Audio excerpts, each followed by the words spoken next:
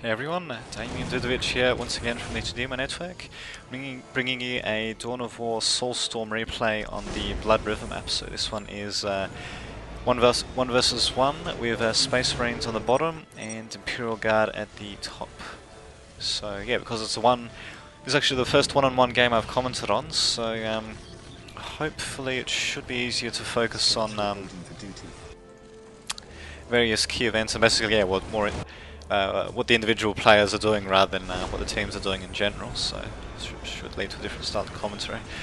So what we're seeing from both players at the moment is standard build from the Space Marines, barracks, plasma generator in terms of buildings, starting off with a Space Marine squad from their barracks, and we're seeing pretty standard play from the Imperial Guard as well. Actually, yeah, it looks like we are seeing pretty standard play.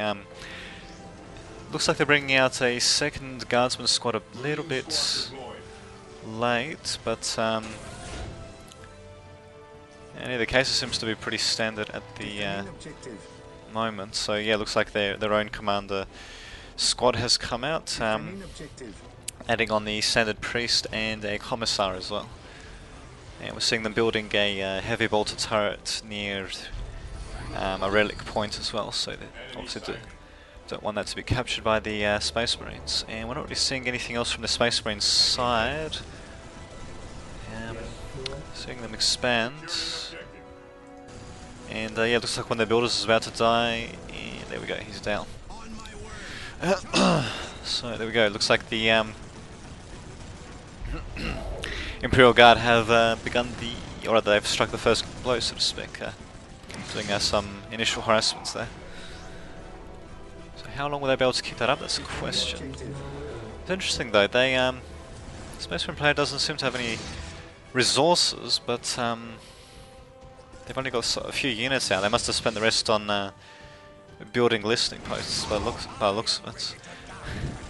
And yeah, unfortunately, yeah, the lack of units in the field seems to be hurting them, as yeah, they're all being taken up by this command squad that the Imperial Guard has sent out.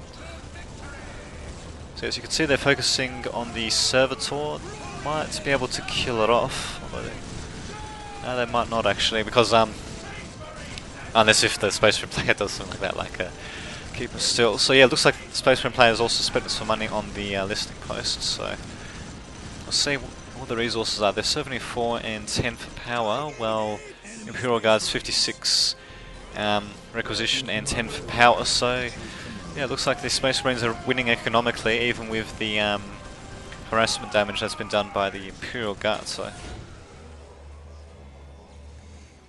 quite something to say least. And yeah, finally they're putting out their own command units, the Force Commander, to hopefully be able to tip things in their favour. Hopefully, anyway. And yeah, it looks like we've got to push through the middle. We don't see any upgraded... Oh, except for that one. We're going to see one upgraded listening post for the Imperial Guard. And it looks like they just lost one of their guys as well. So Space Marines have managed to capture a relic on the bottom right, but the Imperial Guard have managed to capture a relic on the top left though, and they've already fortified it with a heavy bolter turret, so pretty secure at the moment, but let's see. Yeah, Space Marines are still beating the Imperial Guard in terms of requisition, but it looks like they might change though if they can decap this relic, which looks like it might happen.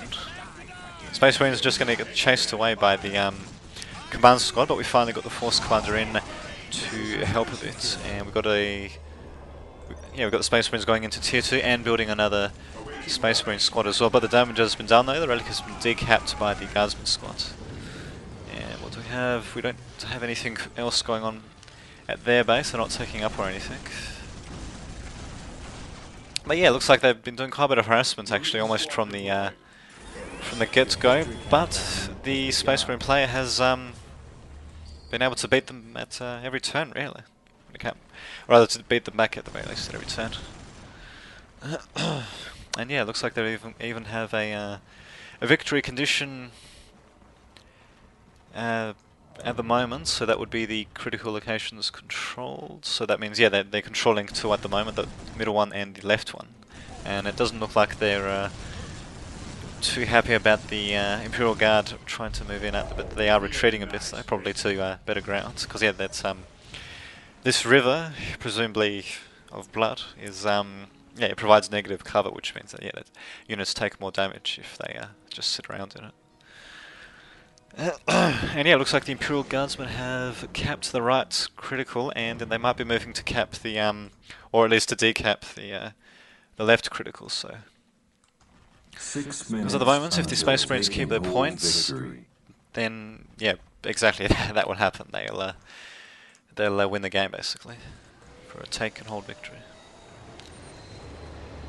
And yeah, it looks like they're at tier 2. They're building the plasma pistols at the armory and also a vehicle plant, so they seem to be focusing on both infantry and vehicles at the same time. They're building sergeants, or they're adding sergeants to their Space Marines squads as well, so not such a bad choice really to have small squads like this with sergeants, because sergeants actually have quite a bit of health and better armor type as well for their cost. So with the plasma pistols, that's just icing on the cake really.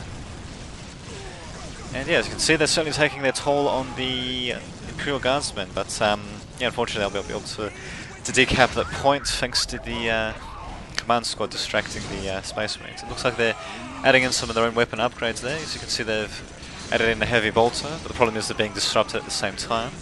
And we've got the second squad being led by the Force Commander, also upgrading with heavy bolters, and a Rhino coming into the fray as well to help with their lack of mobility. So, interesting. What was that? Oh, okay. It looks like they set off the the frag grenade ability to temporarily stun the squad, and it looks like they've actually killed. Oh, actually, no, they haven't killed off the command squad. So if we look at both resources, we can see Space Marines at 92 and 40. And yeah, Imperial Guardsmen actually, Imperial Guard actually beating them. But they could change though. We've got a push by the Space Marines on the left, top left, destroying the heavy bolter turret. They've killed off the worker, and yeah, interesting, the Imperial Guard just too slow to react. In fact, they're not even... actually, they are doing a bit of damage, at least enough to take out the Space Marines to chase them instead. And yeah, after chasing them away, they've just gone straight back for the listing post, which will soon be down, and it's down as well. So, looks like the Space Marines are using the mobility of the transport, yeah, to their fullest advantage really, and they've also deployed a land speeder Tempest with crack missiles as well, so allow them to take on vehicle threats and buildings as well. So just in time really, because Imperial Guardsmen are finally building their own